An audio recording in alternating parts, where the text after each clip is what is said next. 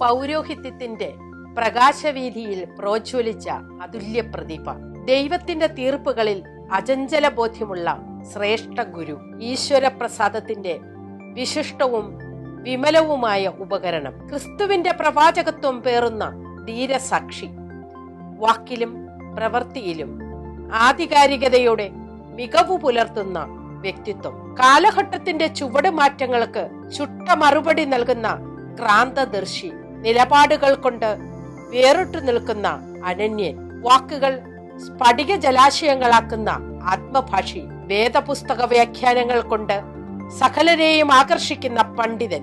ദൈവകാരുണ്യത്തിന്റെ അപാരതകൾ തേടുന്ന മനുഷ്യസ്നേഹി. നിതാന്ത സമർപ്പണത്തോടെ അജഗണങ്ങൾക്ക് നേർവഴി കാട്ടുന്ന ഇടയൻ. ഇപ്പം നമ്മോടൊപ്പമുള്ളത് റെവറൻ ഡോക്ടർ മാണി പുതിയിടം. നമ്മോടൊപ്പം ഇപ്പം ചേർന്നിരിക്കുന്നത് പൗരോഹിത്യത്തിന്റെ സുവർണ ജൂബിലി ആഘോഷിക്കുന്ന റെവറൻ ഡോക്ടർ മാണി പുതിയിടം ആണ്. അച്ഛനുമായിട്ട് നമുക്ക് കുറച്ചു നേരം സംസാരിക്കാം. അച്ഛ, നമസ്കാരം. ജൂബിലി എന്ന് പറഞ്ഞാൽ തന്നെ വിമോചനത്തിന്റെ മഹോത്സവമാണ്. 50 വർഷം പിന്നിട്ട അജപാലന ദൗത്യത്തിന്റെ ഈ ആഘോഷവേളയില് അതേക്കുറിച്ചുള്ള അച്ഛന് പറയാനുള്ള കാര്യങ്ങൾ എന്തൊക്കെ? ജൂബിലി വിമോചനം മാത്രമല്ല, ആഹ്ലാദത്തിൻ്റെ യോബേൽ എന്ന് പറയുന്ന ഹീബ്രു വാക്കിൽ നിന്നാണ് ജൂബിലി എന്ന പദമുണ്ടാകുന്നത്. യോബേൽ എന്ന് പറഞ്ഞാൽ കാഹള ഊതുക എന്നാണ്. അതിൻ്റെ അർത്ഥം ഇതുവരെ ഉണ്ടായ ജീവിതത്തിൽ ഉള്ള ദൈവാനുഗ്രഹത്തിന് നന്ദി പറഞ്ഞുകൊണ്ട് ആഹ്ലാദം പ്രകടിപ്പിക്കുക എന്നുള്ളതാണ് ജൂബിലി എന്ന് പറഞ്ഞാൽ അതിൻ്റെ അർത്ഥമാക്കുന്നത്. ഞങ്ങളെ സംബന്ധിച്ച് വൈദികർക്ക് അല്ലെ പുരോഹിതർക്ക് ജൂബിലി എന്ന് പറയുന്നത് അതൊരു പ്രത്യേക ആഹ്ലാദം എന്ന് പറയാനില്ല. കാരണം ഞങ്ങളുടെ ജീവിതം തന്നെ ഒരു ആഹ്ലാദമാണ് ആരംഭം തൊട്ട് തന്നെ. കാരണം സാധാരണഗതിയിൽ വലിയ ടെൻഷനില്ലാത്ത ഒരു ജീവിത ശൈലിയാണ് ഞങ്ങൾക്കുള്ളത് എന്ന് പറഞ്ഞാൽ ആളുകൾ വിശ്വസിക്കുമെന്ന് എനിക്കറിയാൻ പാടില്ല. അങ്ങനെയാണ്. കാരണം പ്രധാനപ്പെട്ട കാരണം ഇതാണ്. പ്രതാപത്തിൽ തന്നെ രാവിലെ തന്നെ ബലിയർപ്പിക്കുമ്പോൾ സ്വാഭാവികമായി നമ്മുടെ ഉള്ളിലുണ്ടാകുന്ന എല്ലാ ഭാരങ്ങളും അങ്ങ് പോകും. അങ്ങനെയുള്ള മനുഷ്യൻ ഫ്രീ ആകുന്നത് ഒന്നാമത്തെ കാരണം. രണ്ടാമത്തെ സംഗതി, കത്തോലിക്ക വൈദികനും പ്രത്യേകിച്ചും ഒരിക്കലും തനിച്ചില്ല. കാരണം ബലിയർപ്പിക്കുമ്പോൾ ഒരു ജനത്തിൻ്റെ കൂടെയാണ്. അപ്പോൾ ആ ജനത്തോടുള്ള ഇൻറ്ററാക്ഷൻ എന്ന് പറയുന്നതാണ് വാസ്തവത്തിൽ മനസ്സിൻ്റെ ഏറ്റവും വലിയ സന്തോഷം. He doesn't feel alone. അപ്പോൾ we have got a belongingness to the community. അത് രണ്ടാമത്തെ ഒരു കാരണം. മൂന്നാമതെന്ന് പറയുന്നത്, ഇത് നൽകപ്പെട്ടിരിക്കുന്നത് it is actually committed for the sake of the people. ജനത്തിന് വേണ്ടിയിട്ട് നന്മ ചെയ്യുക, ജനത്തിൻ്റെയും ദൈവത്തിൻ്റെ ഇടയിൽ ഒരു മധ്യസ്ഥനായിട്ട് വഹിക്കുക. അപ്പോൾ ദൈവത്തിൻ്റെ കരുണയും സ്നേഹവും അങ്ങോട്ട് പ്രകാശിപ്പിക്കുക, പ്രകടിപ്പിക്കുക. അതാകാവുന്ന രീതിയിലൊക്കെ, എല്ലാവർക്കും ഒരേ രീതിയിൽ ഒരേ അളവിൽ പറ്റിയെന്ന് വരികയില്ല. പക്ഷേ അതിനാണ് സാധാരണ ഭാഷയിൽ കൃപ എന്ന് പറയുക. It depends upon the divine grace, and as far as we are open to that divine grace, the work will be more and more effective. അപ്പോൾ അതിനകത്ത് സംതൃപ്തി വലുതായിരിക്കും. അങ്ങനെ വരുമ്പോൾ സാധാരണഗതിയുള്ള ക്ലേശങ്ങളും ബുദ്ധിമുട്ടുകളും ഒന്നും നമുക്കൊരു പ്രശ്നമായിട്ട് വരില്ല. Because the motivation is very strong and the energy is interior and therefore the work will be very easy for us. അതുകൊണ്ട് ഏതാണ്ട് വലിയ കാര്യങ്ങൾ ചെയ്തു എന്നുള്ളൊരു ഫീലിംഗ് ഒന്നും എനിക്കില്ല. ഒരു സാധാരണ മനുഷ്യൻ ജീവിച്ച പോലെ ജീവിച്ച് ഞാൻ പോകുന്നു. പക്ഷേ എൻ്റെ വിളിക്കുന്ന ദൗത്യം അനുസരിച്ച് ഞാൻ ജീവിച്ചു പോകുന്നു എന്നുള്ളതായിട്ട് I don't feel any extraordinary. അതുകൊണ്ട് സ്വാഭാവികമായിട്ടുള്ള സന്തോഷവും നന്മയും നിലനിൽക്കുന്നു. അച്ഛൻ പറഞ്ഞതിൽ നിന്ന് മനസ്സിലായി, അതായത് ദൈവത്തിന്റെ പ്രതിപുരുഷനും ജനങ്ങൾക്ക് വേണ്ടി വയ്ക്കപ്പെട്ടവനുമായ ഒരു പുരോഹിതന്റെ ചിത്രമാണ് അച്ഛൻ വരച്ചു കാണിച്ചത്. ഇന്നത്തെ സമൂഹത്തില് അച്ഛന് ഈ ജൂബിലി ആഘോഷിക്കുമ്പോൾ പുരോഹിതരോട് പറയാനുള്ളത് എന്താണ്? അതായത് എന്നോടൊപ്പമുള്ള അല്ലെ എൻ്റെ പിന്നാലെ വരുന്ന അല്ലെങ്കിൽ ജീവിച്ചിരിക്കുന്ന വൈദികരോട് എനിക്ക് പറയാനുള്ളതാണ്, you have to be happy, joyful. ഇതാണ് മനുഷ്യന് നൽകാവുന്ന ഏറ്റവും പ്രധാന സംഗതി, സന്തോഷമാണ്. By the very presence of priest the people should become happy. ഞങ്ങൾ ഭവനം സന്ദർശിക്കുമ്പോൾ അല്ലെങ്കിൽ രോഗികളെ ആശ്വസിപ്പിക്കുമ്പോൾ അല്ലെങ്കിൽ പ്രശ്നങ്ങളുമായിട്ട് ഞങ്ങളെ സമീപിക്കുമ്പോൾ റെഡിനെസ് ഷുഡ് ബി ഡെയർ. ഇത് അത്യാവശ്യമായ കാര്യം. അതാണല്ലോ നിരന്തരമായിട്ട് എൻ്റെയൊക്കെ ജീവിതാനുഭവം അങ്ങനെയാണ്. People are always coming because they have to freedom to come. സന്തോഷകരമായിട്ട് അവർ വരുന്നു. ഒരു അരമണിക്കൂറുമ്പം എത്ര വലിയ മുട്ടൻ പ്രശ്നത്തോടെ വന്നാലും ശരി, അരമണിക്കൂർ കഴിയുമ്പം ദേ ഗോ റിലീവ്ഡ്. അത് അത്ഭുതകരമായിട്ട് നമ്മളൊന്നും അങ്ങോട്ട് കൊടുത്തിട്ടൊന്നുമല്ല, എന്തെങ്കിലും മെറ്റീരിയൽ ബെനിഫിറ്റ് കൊടുത്തിട്ടൊന്നുമല്ല. But they get an interior freedom. അത് ദേ പ്രൊക്ലെയിം ഓൾസോ. അതാണ് ഒരു പ്രധാനപ്പെട്ട കാര്യം. അതാണ് എനിക്ക് തോന്നുന്നു അച്ഛന്മാർ കൂടുതൽ ചെയ്യേണ്ട ഈ കാലഘട്ടത്തിൽ. The stress and strain is much more than that of the olden time. ഒരുപാട് ക്ലേശങ്ങളിലൂടെ ജനം കടന്നു പോകും. പിരിമുറുക്കങ്ങൾ സാമ്പത്തികം മാത്രമൊന്നുമല്ല, അല്ലാതെ തന്നെ social tensions. Y these people are committing suicide. ഒരുപാട്. ഇപ്പോൾ ചിലപ്പോൾ നമ്മൾ അന്തിക്കുന്നു പോകും, വൈ ഇതെന്താണ് ഇങ്ങനെ സംഭവിക്കണം. ചിലപ്പോൾ ഡിപ്രഷനിലൂടെ വരാം, നിരാശയിലൂടെ വരാം. പിന്നെ ചിലപ്പം ഈ വെഞ്ചിയൻസ്, വൈരാഗ്യം, ഞാൻ കാണിച്ചു തരാമെന്നുള്ള മട്ടിലേക്ക് ഇങ്ങനെ വരാം. അതിനൊപ്പം പോകുന്നതാണല്ലോ കൊലപാതകങ്ങളും കാര്യങ്ങളൊക്കെ. ഇത്രയും കൊലപാതകങ്ങൾ നടന്നിട്ടുള്ളൊരു കാലഘട്ടം കേരള സമൂഹത്തിൽ ഉണ്ടായിട്ടുണ്ടോ എന്ന് എനിക്ക് സംശയമാണ്. അതുപോലെ ഇത്രയധികം ആത്മഹത്യങ്ങളും ഉണ്ടായിട്ടുള്ള സംശയമാണ്. അപ്പോൾ അതുകൊണ്ട് മനുഷ്യൻ്റെ അന്തരാളങ്ങളിലാണ് ഇന്ന് നാം പണിയെടുക്കാൻ. ബാക്കി മെറ്റീരിയൽ ആയിട്ടുള്ള ബെനിഫിറ്റ്സ് ഒക്കെ നമുക്ക് ഉണ്ടാക്കിയെടുക്കാനൊക്കെ പറ്റും. പക്ഷേ ഇതാര് കൊടുക്കും? ഒരു ജീവിതത്തിന് തൃപ്തി എവിടെ നിന്ന് കിട്ടും? എന്തൊരാവേശമാണ് മനുഷ്യർക്ക്. ഇപ്പം നമ്മുടെ പിള്ളേരെല്ലാം പഠിച്ച് പുറത്ത് ഇവിടെ നിൽക്കണമെന്നില്ലല്ലോ. They are not interested to remain in their own country to rebuild it. രാജ്യത്തെ ഒന്ന് സംഘടിപ്പിച്ച് വളർത്തിയെടുക്കണമെന്നുള്ളതിനെക്കുറിച്ച് ചിന്തയൊന്നുമില്ല. അവനവൻ്റെ കാര്യം നേടാൻ വേണ്ടിയിട്ട് ഇപ്പം പുറത്തേക്ക് പോകണം. കാനഡ അല്ലെങ്കിൽ ഓസ്ട്രേലിയ അല്ലെങ്കിൽ അമേരിക്ക, ഇതൊക്കെയല്ലേ ചിന്ത തലയിൽ കിടക്കണം. എവിടെ പോയിരിക്കുന്നു? അത് ദൈവത്തിൻ്റെ നാടെന്ന് പറഞ്ഞാൽ നമ്മുടെ നാടിനെ വളർത്താൻ ആരാ ഉള്ളത്? അപ്പോൾ അതുകൊണ്ട് അവനവൻ തന്നെ അവനവൻ്റെ ഉള്ളിൻ്റെ കഴിവുകൾ മനസ്സിലാക്കി സ്വന്തം ജനത്തിന് വേണ്ടി അത് പ്രയോജനപ്പെടുത്തക്ക രീതിയിൽ കമ്മിറ്റഡ് ആകുക എന്നുള്ള പ്രധാനപ്പെട്ട ഒരു കാര്യം ഇന്ന് മറന്നുപോകുന്നു എന്നാണ് എനിക്ക് പറയാം. ജപലന ദൗത്യത്തിന്റെ ഭാഗമായിട്ട് തന്നെ അച്ഛൻ മാധ്യമ രംഗത്തും വിദ്യാഭ്യാസ രംഗത്തും ഒക്കെ മികവോടെ പ്രവർത്തിച്ചിട്ടുണ്ട്.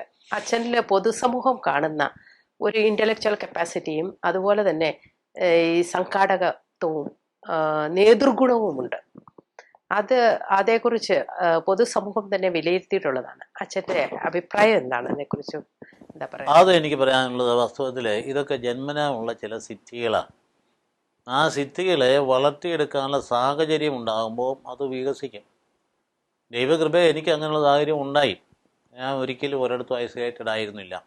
ഐ വാസ് വെരി ആക്റ്റീവ് ആകാതിരിക്കാൻ നിവൃത്തിയില്ലാത്ത തലത്തിൽ ഐ വാസ് അപ്പോയിൻറ്റഡ്. അങ്ങനെ വന്നപ്പോൾ ഞാനൊരു മുറിക്കകത്ത് ചുരുണ്ടുകൂടുന്ന ഒരവസ്ഥ എനിക്കുണ്ടായിട്ടില്ല. അതായിരിക്കും ഇതിൻ്റെ സംഘാടക ശക്തി എന്നൊക്കെ പറയുന്നത്. ആക്ച്വലി സംഘടിപ്പിക്കുന്നത് ഹ്യൂമെയിൻ നേച്ചറിൽ നിന്ന് വരുന്നതാണ് സംഘാടക ശക്തി എന്നാണ്. When we R full of love, the people will be attracted. ആ സ്നേഹം പങ്കുവയ്ക്കുമ്പോൾ ജനം നമ്മോട് ബന്ധപ്പെട്ടിരിക്കും. സംഘാടക ശക്തിയുടെ രഹസ്യം ഞാൻ കാണുന്നത് how much love and affection we present to the people, how much they will be attracted. അതനുസരിച്ചൊരു ബന്ധം ഉണ്ടായിരിക്കും. എനിക്ക് അങ്ങനെയാണ് തോന്നിയിട്ടുള്ളത്. അതുകൊണ്ടാണ് എന്നോട് ബന്ധപ്പെട്ടുള്ള അന്ന് ആരംഭം തൊട്ട് ബന്ധപ്പെട്ടവർ ഇന്നും ആ റിലേഷൻ കീപ്പ് ചെയ്യുന്നു. അതിൻ്റെ അർത്ഥം they felt something in their life, that there was something moving from my mind to develop them. അവർക്കത് നന്മയായിട്ട് വന്നു, അവർക്ക് പ്രയോജനകരമായിട്ട് വന്നു. അപ്പോൾ ഒരുപാട് ആളുകൾ ഇപ്പോൾ അത് ഷെയർ ചെയ്യാറുണ്ട്. പ്രായമായല്ലോ. അപ്പം ഞാൻ ഗൈഡ് ചെയ്യുന്ന കാലഘട്ടത്തിൽ യൂത്ത് എന്ന് പറയുന്നത് അറൗണ്ട് അബൌട്ട് 65 ആണ്. അവർക്ക് ഇപ്പോഴും ആ ഗ്രൂപ്പ്, ഒരു ഗ്രൂപ്പിൻ്റെ വാട്സാപ്പ് ഗ്രൂപ്പ് വരെയുണ്ട്. എന്നെ ഇപ്പം പലരും അച്ഛൻ മെസ്സേജ് തരാൻ പറയും, അങ്ങനെയൊക്കെ കൊടുക്കാറുണ്ട്. അതിൻ്റെ അർത്ഥം സംഘാടകം എന്ന് പറയുന്നത് രണ്ട് തരത്തിൽ കാണാം. ഒന്ന്, നമുക്കൊരു സ്റ്റിപ്പുലേഷൻ കിട്ടിക്കഴിയുമ്പോൾ അതനുസരിച്ച് കമാൻഡ് ചെയ്യാം, ഫ്രം എബവ് കമാൻഡ് ചെയ്യും. ഉദാഹരണം പറഞ്ഞാൽ ഇന്നിപ്പം കേരള സദസ്സ്, അപ്പോൾ എന്നിട്ട് എന്ത് ചെയ്യുന്നു, അതിൻ്റെ ടോപ്പിലിരിക്കുന്ന ആൾക്ക് കമാൻഡ് ചെയ്യും. അപ്പോൾ ആളുകൾക്ക് ആക്ടിവേറ്റ് ചെയ്യാതിരിക്കാൻ പറ്റത്തില്ല. അതുകൊണ്ട് അല്ലെങ്കിൽ ടാക്സ് ചെയ്യുന്നു, അല്ലെങ്കിൽ ഭയപ്പെടുത്തുന്നു, ഭീഷണിപ്പെടുത്തുന്നു, ആളെ സംഘടിപ്പിക്കും. അതില്ല, അത് സംഘാടകത്വമൊന്നുമല്ല. സംഘാടകത്വം എന്ന് പറഞ്ഞാൽ അകത്ത് ഇൻറ്റീരിയറായിട്ട് സ്പോണ്ടേനിയസ് ആയിട്ട് ജനം ഒന്നിച്ച് കൂടി നിൽക്കുന്നതാണ്. അത് വരണമെങ്കിൽ അകത്ത് ആന്തരികതയിൽ ഒരു വലിയ ശക്തിവിശേഷം ഉണ്ടായിരിക്കണം. അത് എനിക്ക് തോന്നുന്നത് it is not simple human, its something divine. അതിലേക്ക് നമ്മൾ വിശ്വാസമുള്ളവർക്കേ അത് പറ്റുള്ളൂ. എനിക്കുണ്ട് അങ്ങനെ ആയിരുന്ന ആളാണ് നമുക്ക് മുമ്പുണ്ടായിരുന്നൊരു മുഖ്യമന്ത്രി. wherever he went, the people was gathering around him and he cannot live without the people. അങ്ങനെ ഒരു സാഹചര്യം എന്ന് പറഞ്ഞാൽ that because of the character of that person എന്ന് പറഞ്ഞതുപോലെ സംഘാടക രംഗത്തുള്ള ഏറ്റവും പ്രധാനപ്പെട്ട ശക്തിവിശേഷം എന്ന് പറയുന്നത് നമ്മൾ സെൽഫ്ലെസ് ആയിട്ട് മറ്റുള്ളവർക്ക് വേണ്ടി നമ്മൾ സമയം സ്പെൻഡ് ചെയ്യുന്നു, നമ്മളെ അവരെ ലിസൺ ചെയ്യുന്നു, അവർ നമ്മളെ ലിസൺ ചെയ്യുന്നു, അവരുടെ പ്രോബ്ലംസ് നമ്മൾ ഉൾക്കൊള്ളുന്നു, അതിന് പറ്റാവുന്ന റെമഡി പറഞ്ഞു കൊടുക്കുന്നു. ഇതിനൊക്കെ ഉപരിയായി നമുക്ക് ഒരു മെറ്റീരിയൽ ഹെൽപ്പ് ചെയ്യാൻ പറ്റിയില്ലെങ്കിലും we give the interior energetic push of hope. അത് കൊടുത്തു കഴിയുമ്പോഴത്തേക്കും തന്നെ ഉണർവുണ്ടാകും, വഴി അവർ തന്നെ കണ്ടെത്തിക്കോളും. അത് ഒരു കാര്യം. രണ്ടാമത്തത് സംഘാടക രംഗത്ത് സംഘടനാ തലത്തിലാണെങ്കിലും ശരി, അതിൻ്റെ ടോപ്പിലിരിക്കുന്ന ഒരു വിഭാഗത്തെ ആക്ടിവിറ്റി ചെയ്താൽ കീഴോട്ട് പോകും. മുകളിലുള്ള ആൾക്കാർ എക്സിക്യൂട്ടീവ് എന്ന് പറയുന്ന വിചാരിക്കും, അവരെ നമ്മൾ ആക്ടിവേറ്റ് ചെയ്ത് കഴിയുമ്പോൾ അവരിലൂടെ ഇത് വൈബ്രൻ്റ് ആയിട്ട് താഴോട്ട് പോകുമ്പോൾ ആളുകളിലേക്ക് സ്വാധീനം ഉണ്ടാകും. അങ്ങനെയാണ് ഈ ചലനം ഉണ്ടാകും. വിഷനുള്ള ആളുകൾ അവരുടെ വിഷന, ഏറ്റവും പ്രധാനപ്പെട്ട സംഗതി വിഷനാണ്. If you do have any vision പിന്നെ ഒന്നും ചെയ്യാൻ പറ്റത്തില്ല. നമ്മൾ വെറും പണിക്കാരായിട്ട് ഓടി നടന്നൊരു കാര്യമൊന്നുമില്ല. കസേരയിൽ ഇരുന്നാൽ മതി, നമുക്ക് സംഘടിപ്പിക്കുക. എല്ലാത്തോടെ ഓടി നടന്ന് ഈ പറഞ്ഞ അലഞ്ഞ് കടന്ന് പണിയണമെന്ന് നിർബന്ധമില്ല. Something must be there in the head. നമ്മൾ ഇന്നത്തെ ഭാഷയെ പറഞ്ഞാൽ തലയ്ക്കകത്ത് ആൾത്താമസം ഉണ്ടാകണമെന്ന് പറയാറില്ലേ, പിള്ളേരുടെ ഭാഷയെ പറഞ്ഞാൽ. ഇതുപോലെ ദേർ മസ്റ്റ് ബി വിഷൻ. ഏത് കാര്യത്തിനും വിഷൻ വേണം. ഇവൻ്റെ പൊളിറ്റിക്കൽ ഫീൽഡാണെങ്കിൽ വിഷനുള്ള പൊളിറ്റീഷ്യൻ ആണെങ്കിൽ അങ്ങേർക്ക് കാര്യങ്ങൾ ക്ലിയർ ആയിരിക്കും, മുൻപോട്ട് പോകണം. രാജ്യത്തെ എങ്ങനെ വികസിപ്പിച്ചെടുക്കാം, മനുഷ്യൻ്റെ പട്ടിണി എങ്ങനെ മാറ്റാം, മനുഷ്യൻ്റെ തൊഴിലില്ലായ്മ എങ്ങനെ മാറ്റാം, മനുഷ്യൻ്റെ ജീവിത ചെലവുകൾ എങ്ങനെ നിയന്ത്രിച്ച് കൊണ്ടുവരാം, എങ്ങനെ അവൻ്റെ ശമ്പളം വർദ്ധിപ്പിച്ച് കൊടുക്കാം, ഇതൊക്കെ അവൻ്റെ തലയ്ക്കകത്ത് കിടക്കുന്ന കാര്യങ്ങളായിരിക്കും. അല്ലെങ്കിൽ അവൻ്റെ ചിലവുകൾ എങ്ങനെ കുറയ്ക്കാം, ഇലക്ട്രിസിറ്റിയുടെ ചിലവ് എന്തെങ്കിലും കുറയ്ക്കാം, അവരുടെ യാത്രാ ചിലവ് എന്തെങ്കിലും കുറയ്ക്കാം. ഇതൊക്കെ നല്ല മിടുക്കന്മാരാണ് ടോപ്പിലിരിക്കുന്നതെങ്കിൽ ഇതൊക്കെ വെട്ടിക്കുറയ്ക്കാൻ പറ്റും. ഒത്തിരി ആർക്കും ആശ്വാസം കൊടുക്കാൻ പറ്റും. ചില സാഹചര്യങ്ങളൊക്കെ ചില സ്റ്റേറ്റിലൊക്കെ കാണുന്നുണ്ടല്ലോ ഇത്, ഡൽഹിയിലൊക്കെ കാണുന്നുണ്ടല്ലോ. അപ്പോൾ എന്ന് പറഞ്ഞതുപോലെ ഇതൊക്കെ അല്ലെങ്കിൽ 2020 കാണുന്നില്ലേ, ഇതൊക്കെയുള്ള കുറേ എക്സെപ്ഷൻസാണ്. എന്ന് പറഞ്ഞാൽ leader should have A vision. Vision എടുത്തുകൊണ്ട് ചെയ്യുമ്പോൾ മുറിയിലിരിക്കുന്ന ആൾക്കാരൊക്കെ ഉണ്ട് കേട്ടോ, വിഷൻ കൈകാര്യം ചെയ്യാൻ പറ്റാൻ മറ്റൊന്നിനും കൊള്ളുകയില്ല. അതുപോലെ vision should be followed by the executive power. അതാണ് അത്യാവശ്യമായി. ആ പവറിന് പിമ്പിൽ ഒരു പ്ലാനിങ് വരണം. വിഷൻ എന്ന് പറയുന്ന സംഗതിയോട് കൂടി പ്ലാനിങ് ഉണ്ടാവും. For example, plan for 6 months, or plan for 3 months, or plan for 1 year, അല്ലെങ്കിൽ പ്ലാൻ ഫോർ 1 month. അപ്പോൾ ഇവൻ്റെ മുമ്പിൽ ഒരു ശൂന്യതയില്ല. അതുകൊണ്ട് രാപകൽ പോകുന്നവൻ അറിയേയില്ല. കാരണം പ്ലാൻഡായിട്ട് കിടക്കുക, ടു ബി എക്സിക്യൂട്ടഡ്. അപ്പോൾ ഈ പ്ലാൻ ചെയ്ത കാര്യം എക്സിക്യൂട്ട് ചെയ്യുന്നതിന് സഹകരണം ആവശ്യമുണ്ട്. അപ്പോൾ ആൾക്കാരെ കൂടെ സംഘടിപ്പിക്കേണ്ട ആവശ്യമുണ്ട്. അത് സംഘടിപ്പിക്കലല്ല, ഈ പ്ലാൻ നമ്മൾ സന്നിവേശിപ്പിച്ച് കഴിയുമ്പോൾ അവരെ ഏറ്റെടുക്കുക. നമ്മുടെ കൂടെയുള്ള പ്രവർത്തനത്തിൻ്റെ വിജയത്തിൻ്റെ പ്രധാനപ്പെട്ട കാര്യം എന്ന് പറയുന്നത് നമ്മളൊരു വിഷൻ കൊടുത്തു കഴിയുമ്പോൾ ആ വിഷൻ അവരുടേതായിട്ട് മാറുന്നു. മാറിക്കഴിയുമ്പോഴത്തേക്ക് എന്നാ സംഭവിക്കുന്നത്, അവരുടെ ഉള്ളിൽ തന്നെ ഈ പ്ലാനോട് ചേർന്ന ഒരു സന്തോഷം ഉണ്ടാകും. Yes, we will execute that. ഇത് നല്ലൊരു കാര്യമാണ്, we have to do that. അപ്പോൾ ആ മനസ്സിൽ വന്നു കഴിയുമ്പോഴത്തേക്ക് നമ്മൾ വിജയിച്ചു. പിന്നെ നമ്മുടേത് അവരുടേതായിട്ട് മാറി. അതുകൊണ്ട് ഞാൻ പറഞ്ഞ കസേര ഇരുന്നാൽ മതി എന്ന് പറയുന്നത്. നല്ലൊരു ലീഡറിന് കസേര ഇരുന്നാൽ മതി, തലച്ചോറ് ഉപയോഗിക്കണം. ആ കഴിയുമ്പോഴത്തേക്കും എന്നിട്ട് അവർ തന്നെ ഡിസ്കസ് ചെയ്തുകൊണ്ട് എക്സിക്യൂഷനുള്ള വഴികൾ കാണിച്ചു തരും. And they will execute, then the crowd will be following. അവരുടെ കൂടെ പോവും.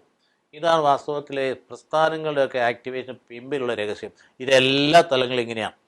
പൊളിറ്റിക്കൽ പാർട്ടി ആയാലും ഇങ്ങനെ തന്നെയാണ്. നല്ല വിഷനുള്ള ലീഡർഷിപ്പുള്ള ആൾ ടോപ്പിൽ വരാമെങ്കിൽ, അത് പ്ലാനിങ്ങും എക്സിക്യൂട്ടീവ് പവറുള്ള ആൾ ടോപ്പിൽ വരാമെങ്കിൽ ആ പാർട്ടി ആക്ടിവേറ്റ് ചെയ്യപ്പെടും. അതിനകത്ത് സെൽഫിഷ്നെസ് ഉണ്ടായ കാര്യമില്ല. ഈ പറയുന്ന കൂടെയുള്ള അനുയായികൾക്ക് വിശ്വാസം വേണം. ഇയാൾ ഈ നയിക്കുന്ന നന്മയിലേക്കാണോ, തങ്ങൾക്ക് അതിന് നന്മയുണ്ടാകുന്ന ബോധ്യം വേണം. അതേസമയത്ത് തൻ്റെ സ്വന്തം കാര്യം എന്നെ നോക്കാൻ വേണ്ടി താൻ പൊങ്ങി പോകാൻ വേണ്ടിയിട്ടാണ് മറ്റുള്ളവരുടെ തോളെ കയറി നിൽക്കാമെന്ന് ചിന്ത വന്നു കഴിയുമ്പോൾ വിജയിക്കത്തില്ല. അങ്ങനെയാണ് നമ്മൾ പല പൊളിറ്റീഷ്യൻസും പൊളിഞ്ഞു പോകുന്നത്. നല്ല വാഗ്മികളായിരിക്കും, ഏതെങ്കിലും പണം കയ്യിലുണ്ടായിരിക്കും. ഇതൊന്നും വിജയിക്കാത്തതിന് കാരണം ഇതാണ്. ഈ വിഷൻ മറ്റുള്ളവരാക്കി എടുത്തിട്ട് അവരുടെ കൂടെ അവരെ ചേർത്ത് നിൽക്കുന്നത് പരാജയപ്പെടും. ചേർത്ത് നിൽക്കുന്ന ബുദ്ധിമുട്ടുണ്ട്. കാരണം നമ്മുടെ കൂടെ പ്രവർത്തിക്കുന്ന ആൾക്കാരുടെ എല്ലാ കാര്യങ്ങളും ഇൻവോൾവ് ചെയ്യേണ്ടി വരും.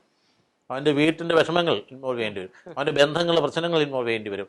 ഞാൻ സൺഡേ സ്കൂൾ ഹെഡ് മാസ്റ്റർ ഡയറക്ടറിന് കിട്ടുന്ന ഓർക്കുകയാണ്, ഏത് പാതിരായിക്കാണെങ്കിലും ശരി, എൻ്റെ അധ്യാപകർ ആരെങ്കിലും മരിച്ചാൽ, അപ്പനും അമ്മ മരിച്ചാൽ, ഞാൻ എൻ്റെ സ്റ്റാഫിനോട് പറഞ്ഞിരിക്കും, നേരം വിളക്കുന്ന വരെ സമയമുണ്ട്, we will go over there. അങ്ങനെ പോയിരുന്നു. അതുകൊണ്ടാണ് ഹൺഡ്രഡ്സ് ആൻഡ് ഹൺഡ്രഡ്സ് ഓഫ് അധ്യാപകർ ഒറ്റക്കെട്ടായി നിന്ന്. അവർക്ക് ഏത് വിഷമസ്ഥിതി ഉണ്ടായെങ്കിലും ശരി, ഏറ്റവും വിഷമം വരുന്ന ഒരു ഭാര്യ മരിക്കുമ്പം, അല്ലെങ്കിൽ ഭർത്താവ് മരിക്കുമ്പം, അല്ലെങ്കിൽ അപ്പം അമ്മ മരിക്കും, ഇതാണല്ലോ, അവിടെ ചെന്നിരിക്കും, ഏതെങ്കിലും സമയത്ത് ചെന്നിരിക്കും. അപ്പോൾ അവർക്കൊരു ബോധ്യമുണ്ട്, at any time the director will come. അങ്ങനെ ബോധ്യം അവർക്ക് കൊടുത്തു കഴിയുമ്പോഴാണ് ആക്ടിവേഷൻ ഉണ്ടാകുന്നത്. അപ്പോൾ അവർ പിന്നെ ഈ കാണുന്ന കാര്യങ്ങൾക്ക് വേണ്ടി മരിക്കും. പിന്നെ ഇവിടെ വന്ന് സെൻട്രൽ വരുന്നു, കാര്യങ്ങൾ കൊണ്ടുപോകുന്നു, നടപ്പാക്കുന്നു. നമ്മളൊന്നും പറയണ്ട, ദേ വിൽ ഡു ദാറ്റ്. അതാണ് വാസ്തവത്തിലെ സംഘാട രംഗത്തെ. അത് എങ്ങനെ ട്രെയിനിങ്ങിൽ നിന്ന് കിട്ടുമെന്ന് എനിക്ക് സംശയമുണ്ട്. ട്രെയിനിങ്ങിൽ നിന്നാണോ ഇത് വരുന്നത്? ആണെന്ന് എനിക്ക് തോന്നുന്നില്ല. ട്രെയിനിങ്ങിൽ കൂടുതലായിട്ട് it comes spontaneously from the personality. അതുകൊണ്ട് ഞാൻ പറഞ്ഞ വ്യക്തികൾ വ്യത്യസ്തങ്ങളാണ്. അപ്പോൾ ചില മനുഷ്യൻ്റെ വ്യക്തിത്വത്തിലെ ചില സിറ്റികളും കാര്യങ്ങളും അതിൽ തന്നെ ലേറ്റൻ്റ് ആയിട്ടുണ്ട്. അത് വളർന്നു വരുന്നുള്ള സാഹചര്യം കിട്ടിക്കഴിഞ്ഞാൽ ദാറ്റ് വിൽ ഫ്ലറിഷ്. ഇതാണ് എനിക്ക് തോന്നുന്നതിനകത്ത്. അതായത് അച്ഛൻ ശരിക്കും ഇൻബോൺ ആയിട്ട് തന്നെ ഒരു വിഷനുള്ള വ്യക്തിത്വമാണ്. അതിൻ്റെ എക്സിക്യൂഷനാണ് ശരിക്കും ഫലപ്രദമായ രീതിയിൽ പൗരോഹിത്യത്തിൽ തന്നെ മാതൃകയാകാവുന്ന ഒരു പ്രീസ്റ്റായി മാറാനുള്ള കാരണം അത് തന്നെയാണെന്നാണ് മനസ്സിലാകുന്നത്. അപ്പോൾ അച്ഛൻ സന്ദേശനിലയത്തിൻ്റെ ഡയറക്ടറായിട്ടും ചെറുപുഷ്പ മിഷൻ ലീഗിൻ്റെ ഡയറക്ടറായിട്ടും ഒക്കെ ഇരുന്ന കാലഘട്ടത്തിൽ വിദ്യാർത്ഥികളെയും യുവജനങ്ങളെയൊക്കെ നന്നായിട്ട് പരിശീലിപ്പിക്കുകയും അവരെ ചേർത്ത് നിർത്തുകയും ഒക്കെ ചെയ്തിട്ടുണ്ട്. ആ ഒരു കാലഘട്ടത്തിലെ എക്സ്പീരിയൻസ് എന്തായിരുന്നു? വാസ്തവത്തിൽ പെട്ടെന്ന് കടന്നുപോയ കാലഘട്ടം എന്നാണ് ഞാൻ മനസ്സിലാക്കുന്നത്. എന്നെ സംബന്ധിച്ച് വളരെ ആക്റ്റീവ് കാലഘട്ടമാണ്. അത് എങ്ങനെ നേരം ഇരുണ്ട് വെളുത്ത് പോകുന്നത് അറിയാൻ പാടില്ല, അതുപോലെ സ്പീഡിയായിരുന്നു. കാരണം എനിക്ക് വേസ്റ്റ് ചെയ്യാൻ ടൈമില്ലായിരുന്നു, വെയിറ്റ് ചെയ്യാൻ ടൈമില്ലായിരുന്നു. രണ്ട് കാര്യം പ്രധാനപ്പെട്ട, വേസ്റ്റ് ചെയ്യാൻ ടൈമില്ല, വെയിറ്റ് ചെയ്യാനും ടൈമില്ല. Always active in the field. അങ്ങനെ വന്നു കഴിയുമ്പോഴത്തേക്കും ഭയങ്കര സ്പീഡിൽ പോകുമ്പോൾ നമ്മൾ വിൽ ബി വെരി ഹാപ്പി, സന്തോഷകരമായിരിക്കും. ഒപ്പം തന്നെ നമ്മുടെ കൂടെയുള്ളവരുടെ സന്തോഷം കൂടി നമ്മൾ പരിഗണിക്കുമ്പോഴാണ് ഏറ്റവും ഭംഗിയായിട്ട്. അപ്പോൾ എനിക്ക് തോന്നുന്ന ഏറ്റവും എല്ലാ ഫീൽഡിനും ഐ വാസ് വെരി ഹാപ്പി. ഞാൻ ചിലപ്പോൾ ഓർക്കാറുണ്ട്, എവിടെയാണ് ഞാൻ കൂടുതൽ ഹാപ്പി ആയിരുന്നു ചോദിച്ചാൽ ഒരു ഉത്തരം പറയാനില്ല. പാരീസിലായിരുന്നു വെച്ചാൽ പാരീസിൽ തന്നെ ഹാപ്പിയായി. സംഘടനാ രംഗത്ത് ഹാപ്പിയായി. Because always the people are coming and going. സന്ദേശം ഡയറക്ടറായിരുന്നു. അപ്പം every office was full with the people every time. അപ്പോൾ ഒരു ഡൈനാമിക്സത്തിൻ്റെ അർത്ഥമല്ല, ജനം വരികയും പോവുകയും ചെയ്തുകൊണ്ടിരിക്കുന്നതാണ്. അതൊരു പ്രധാനപ്പെട്ട സംഗതി. പക്ഷേ അക്കാഡമിക് ഫീൽഡാണെങ്കിൽ ഞാൻ use to tell my students I am happy when I stand before you with the word of God. That is the most peaceful time in my life when I am standing before you to teach. അതൊരു അധ്യാപകൻ്റെ പ്രധാനപ്പെട്ട ഒരു കാര്യമല്ലേ? ഒരു അധ്യാപകൻ്റെ ഏറ്റവും ഹൃദ്യമായിട്ടുള്ള അനുഗ്രഹപ്രദ നിമിഷങ്ങൾ എന്ന് പറയുന്നത് വിദ്യാർത്ഥികളുടെ മുമ്പിൽ പഠിപ്പിക്കാൻ നിൽക്കുമ്പോഴാണ്. അതൊരു നൊബിലിറ്റിയാണ്, നമ്മുടെ മനസ്സ് നോബിളായിട്ട് വരിക. അതൊരു നല്ല, എനിക്ക് ഏറ്റവും ഇഷ്ടമുള്ളൊരു കാര്യം അധ്യാപനമായിരുന്നു. I was not a full time അധ്യാപകനായിരുന്നില്ല, പക്ഷേ അധ്യാപനത്തിന് എനിക്ക് സന്തോഷമുണ്ടായിരുന്നു. സ്റ്റുഡൻസ് അപ്രീഷിയേറ്റ് ചെയ്തിരുന്നു. അപ്പം അതുകൊണ്ട് ഇതിനകത്തൊക്കെ എവിടെയായിരുന്നു കൂടുതൽ സന്തോഷം എന്ന് ചോദിച്ചാൽ all through out I was happy എന്നല്ലേ പറയാൻ പറ്റൂ. മറ്റൊരു മറുപടി പറയാനില്ല അതിനകത്ത് എനിക്ക് തോന്നുന്നു. അച്ഛനെക്കുറിച്ച് ചെറിയ വൈദികർ പലപ്പോഴും പറഞ്ഞു കേട്ടിട്ടുള്ള ഒരു കാര്യമുണ്ട്. അച്ഛൻ്റെ കൊച്ചച്ഛനായിട്ട് സേവനമനുഷ്ഠിക്കാൻ പലപ്പോഴും വൈദികർ മത്സരിക്കാറുണ്ട്. കാരണം അച്ഛൻ ചെറിയ വൈദികരെയും അതുപോലെ തന്നെ സഹപ്രവർത്തകരെയും ചേർത്ത് പിടിക്കുകയും അവരെ വളർത്തിയെടുക്കുകയും സ്വാതന്ത്ര്യബോധത്തോടെ ജോലി ചെയ്യാനും വളർത്തിയെടുക്കാനും ഒക്കെയുള്ള വലിയ ശ്രമങ്ങൾ അച്ഛനിൽ നിന്നും ഉണ്ടായിട്ടുണ്ട്. അതേക്കുറിച്ച് അച്ഛൻ്റെ ചിന്തകൾ എന്തൊക്കെയാണ്? അതെ, ഇപ്പോൾ അത് വാസു പറഞ്ഞ ഇതൊക്കെ കുടുംബത്തിൽ നിന്ന് കിട്ടേണ്ട കാര്യങ്ങൾ തന്നെയാണ്. കുടുംബത്തിൽ സ്നേഹം അനുഭവിക്കുന്ന സ്നേഹം കൊടുത്തു പഠിക്കും, അത്യാവശ്യം. ഞാൻ എന്നെ സംബന്ധിച്ച് വ്യക്തിപരമായിട്ട് പറഞ്ഞാൽ ഞാൻ ഏറ്റവും ഇളയ ആളാണ്. I was most loud among the children. അത് തന്നെ ഒരു വലിയ നന്മയല്ലേ? ആ നന്മ പങ്കുവയ്ക്കാനായിട്ട് ഒരു പ്രേരണ വരും. അത് അച്ഛനായാലും ശരി, അച്ഛനായില്ലെങ്കിലും ശരി, അത് ഷെയർ ചെയ്തുകൊണ്ടിരിക്കും. പിന്നെ എനിക്ക് കൊച്ചച്ഛന്മാർ വരുന്നതിനോട് എനിക്ക് സാമാന്യ ഭാഷയിൽ പറയാൻ എനിക്ക് ഭയങ്കര ഇഷ്ടമാണ്. അതാണ് അതിൻ്റെ പ്രധാനപ്പെട്ട കാരണം. അവരുടെ കുറവുകളൊന്നും ഐ ഡോണ്ട് മൈൻഡ് ദാറ്റ്. പിന്നെ രണ്ടാമത്, ഇവരെ ഒന്നും പേടിപ്പിക്കാതെ സന്തോഷമായിട്ട് ഫ്രീ ആയിട്ട് വിട്ട് കൊടുത്തേക്കും. എന്നാന്ന് ചോദിച്ചാൽ ലെറ്റ് കം അപ്പ്. ഞാൻ ഒരിക്കൽ പറഞ്ഞു, ഒരാളിങ്ങനെ പമ്മി ഞാൻ പറഞ്ഞു, താൻ ഇത്രയും പ്രായസായില്ലേ? 35ാമത്തെ വയസ്സിൽ രാജീവ് ഗാന്ധി ഇന്ത്യയുടെ പ്രധാനമന്ത്രിയായി. അതിനപ്പുറം ഒരു ഉത്തരവാദിത്വം ഇന്ത്യയിലുണ്ടോ? 35ാമത്തെ വയസ്സിൽ പ്രധാനമന്ത്രിയുടെ ഉത്തരവാദിത്വം അദ്ദേഹം നോക്കാമെങ്കിൽ ഒരു കുഞ്ഞു പാരീസിൻ്റെ കാര്യം 28ാമത്തെ വയസ്സ് നോക്കാൻ പറ്റില്ല. യു ഡു ഇറ്റ് എന്ന് പറഞ്ഞിട്ട് ഞാൻ സാറിന് പറഞ്ഞുകൊണ്ടിരുന്നത്, you do apply any projects, there's no problem, I encourage. Only thing that whenever you have some problem and have to face it, you come to me. എന്തെങ്കിലും വിഷമം ഉണ്ടെങ്കിൽ എൻ്റെ അടുത്ത് വന്നു കഴിഞ്ഞാൽ otherwise you are free to act എന്ന് പറയുമ്പോഴത്തേക്ക് happy. അങ്ങനെ പറയുമ്പോൾ ഉണ്ടല്ലോ, ഒരു പറയാതെയും അനുവാദം മേടിക്കാതെയും ഒന്നും ചെയ്യില്ല. ചില കാര്യങ്ങൾ ഞാൻ പറഞ്ഞു, ഇതൊക്കെ ചോദിക്കേണ്ട കാര്യമില്ല, you can do that, but still they will come them for their own confidence. അങ്ങനെ വരുമ്പോൾ അവർക്ക് ഫ്രീ ആയിട്ട് സാഹചര്യം കൊടുത്തു കഴിയുമ്പോൾ അവർ പെട്ടെന്ന് വളരും. ഇത് ഞാൻ കണ്ടിരിക്കുന്നു. വളർച്ച പ്രാപിക്കും. സപ്പോസ് പ്രസംഗ രംഗമാണ് അല്ലെങ്കിൽ ധ്യാന രംഗമാണ്. I use promote them to give talk during the retreat അല്ലെങ്കിൽ praise and worship during the other a duration time. അവർക്കും ആദ്യം പമ്പി നിൽക്കും. ഞാൻ പറയും, you do it, that's no problem at all, ചെയ്യേണ്ട, ആദ്യം തെറ്റിപ്പൊക്കോട്ടെ, അതിനകത്തൊന്നും പ്രശ്നമില്ല എന്നിങ്ങനെ പറയുമായിരുന്നു. അപ്പോൾ അങ്ങനെ വരുമ്പോൾ അവർ അത് ചെയ്യാൻ തുടങ്ങി കഴിയുമ്പോഴല്ലോ ഇത് കൊള്ളാമല്ലോ, ദേ വിൽ ബി ഹാപ്പി. അപ്പോൾ അതാണ് എനിക്ക് തോന്നുന്നത്. അതുകൊണ്ട് ഒരു പ്രതിബദ്ധത ഇവർക്കെല്ലാം എന്നോടുണ്ട് എന്ന് മറ്റുള്ളവർ പറയുന്നതിനകത്ത് കുറച്ച് കാര്യമുണ്ട്. അപ്പോൾ എനിക്ക് അവരോടും ഉണ്ട്. കാരണം ഞാൻ ഓൾവേസ് അവരെ ഒരു കൺസേൺ, അവരൊന്നും വളർന്നു പോയി കാണാൻ താല്പര്യപ്പെടുന്നു. അതുകൊണ്ടാണ് സ്വാഭാവികമായിട്ട് എൻ്റെ കൂടെ ഇരുന്നവർ മിക്കവാറും എല്ലാം വലിയ നിലകളിലായി, എന്നെക്കാളൊക്കെ വലിയ ആളുകളായി, വലിയ ആളുകളായി. സെമിനാരി പ്രൊഫസേഴ്സായി. 2 പേര് ഇപ്പോൾ സത്യനായ പ്രൊഫസറാണ്. 2 പേര് അല്ലല്ല 3 പേര് വഡോസ്മയ റെക്ടർ ഇവിടെയുള്ള വഡോസ്മയ പ്രൊഫസറാണ്. പിന്നെ ഈ ഇപ്പോഴത്തെ തന്നെ കൂരിയായിലെ അസിസ്റ്റൻറ്റ് ചാൻസലർ ആയിരിക്കുന്ന ആൾ എൻ്റെ സ്റ്റുഡൻ്റാണ്, അല്ലെ എൻ്റെ അസിസ്റ്റൻ്റാണ്. അപ്പോൾ അതുകൊണ്ട് they are actually in the എന്താ ആ ഒരു ലൈഫിൽ അവർ ഉയർന്നു പോയി. 2 പേര് വമ്പൻ ഹോസ്പിറ്റൽ ഡയറക്ടർമാരാണ് ചെറ്റിപ്പുഴയിലെ. ഓൾസോ കുറച്ച് എൻ്റെ സ്റ്റുഡൻസിൽ ഒരുപാട് 7 ബിഷപ്സെങ്കിലും ഉണ്ട് ഞാൻ പഠിപ്പിച്ചവരായിരുന്നു എല്ലാ തലങ്ങളും. ബിഷപ്സ് എന്ന് പറഞ്ഞാൽ കാത്തലിക്സ് മാത്രമൊന്നുമില്ല. അതിനകത്ത് എനിക്ക് ഒരു മലങ്കര ബിഷപ്പുണ്ട് മാർത്താണ്ഡത്ത്, 2 ജേക്കബൈറ്റ് ബിഷപ്സ് ഉണ്ട്, രണ്ടെല്ലാം 3 പേരുണ്ട് ബിഷപ്സായിട്ട്. അപ്പോൾ അതുകൊണ്ട് അപ്പോൾ അങ്ങനെ ഒരു വലിയ ഒരു സംതൃപ്തിയുണ്ട്. നമ്മളൊരു അധ്യാപകൻ്റെ മഹത്വം എന്ന് പറയുന്നത് എന്താ? അധ്യാപകൻ്റെ സ്റ്റുഡൻസ് അധ്യാപനേക്കാൾ ഉയർന്ന നിലയിൽ എത്തിയെന്ന് കാണുന്നതാണ് അതിൻ്റെ മഹത്വം. അത് സന്തോഷമല്ലേ? അപ്പം അങ്ങനെ ഒരു അധ്യാപന രംഗത്ത് എനിക്ക് വലിയ സന്തോഷമുണ്ട്. ഇങ്ങനെ ആളുകളെ കുറിച്ചൊക്കെ ചിന്തിക്കുകയാണ്. അതാണ് എനിക്ക് അതേക്കുറിച്ചുള്ള കമൻറ്റ് പറയാനായിട്ട്. ആദിമസഭയ്ക്ക് പ്രചോദനം നൽകിയ വിശുദ്ധ പൗലോസിൻ്റെ ലേഖനങ്ങളിൽ ഡോക്ടറേറ്റ് നേടിയ അച്ഛൻ ഒരു ദൈവശാസ്ത്ര പണ്ഡിതൻ കൂടിയാണ്. വിശുദ്ധ നാടുകളിൽ പഠിച്ച് വിദ്യാഭ്യാസം നേടിയ അച്ഛൻ്റെ പാണ്ഡിത്യം പ്രശസ്തമാണ്. ഇന്നത്തെ നമ്മുടെ വിശുദ്ധ നാടുകളെക്കുറിച്ചും അവിടുത്തെ സംഘർഷാവസ്ഥയെക്കുറിച്ചും അച്ഛൻ്റെ അഭിപ്രായവും അച്ഛൻ്റെ ആ വിശുദ്ധ നാടുകളിൽ പഠിച്ച സമയത്തെ ഓർമ്മകളും എന്തൊക്കെയാണ്? വാസ്തവത്തിൽ കുറച്ച് സങ്കടകരമാണ്. ഇതൊന്നും ഇവർ ഈ പുറമേ കാണുന്ന അഭിപ്രായങ്ങളൊന്നും ആരും അർഹിക്കുന്നതല്ല. പർട്ടിക്കുലർലി പലസ്തീനിയൻസ് അല്ലെങ്കിൽ ഇസ്രായേൽ 2 കൂട്ടരെ എടുത്തു നോക്കിയോ, 2 കൂട്ടർക്ക് അവിടെ ജീവിക്കാൻ അവകാശമുള്ളതാണ്. പലസ്തീനിയക്കാർക്ക് അവർക്ക് സ്വതന്ത്രമായ ഒരു രാഷ്ട്രം അവിടെ ഉണ്ടാവേണ്ടതാണ്. ശാശ്വതമായ പരിഹാരത്തിന് അതാണ് ഏറ്റവും ഉള്ള മാർഗം. പക്ഷെ അവരത് അംഗീകരിക്കണം. അവർ തിരിച്ച് ഇസ്രായേൽ അവിടെ ഉണ്ടെങ്കിൽ ഞങ്ങൾക്ക് വേണ്ട എന്ന് പറയുന്ന മനോഭാവം തെറ്റാണ്. അതാണല്ലോ 1947 2 രാജ്യങ്ങൾ ഓഫർ ചെയ്തല്ലേ. അപ്പോൾ ഇസ്രായേലിന് രാജ്യം കൊടുക്കുകയാണെങ്കിൽ ഞങ്ങൾക്ക് വേണ്ടെന്ന് നിലപാടെടുത്തത് ശരിയായില്ല. ഈ ഇസ്രായേലിനെ സംബന്ധിച്ചാണെങ്കിൽ അവർ പുറമേ കാണുന്ന ഈ മാധ്യമങ്ങളുടെ സൃഷ്ടി അല്ല അവർ.